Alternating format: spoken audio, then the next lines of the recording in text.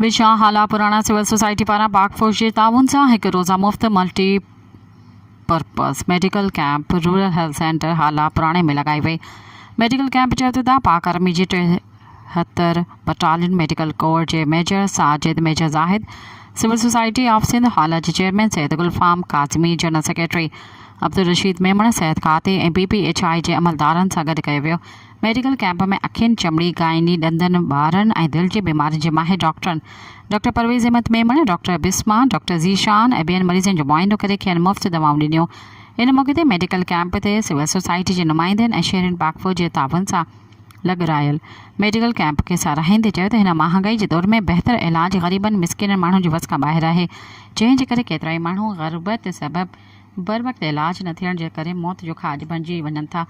पाक फौज खे घुर्जे त अहिड़ियूं कैंपूं ॿियनि शहरनि में बि लॻाराइनि त जीअं ग़रीब मिसकिन माण्हुनि खे इलाज जूं बहितर सहूलियतूं मिली सघनि। सब्सक्राइब कयो अवामी न्यूज़ HD खे ऐं ताज़ा तरीन ख़बरुनि लाइ ॾिसंदा रहो अवामी न्यूज़ HD।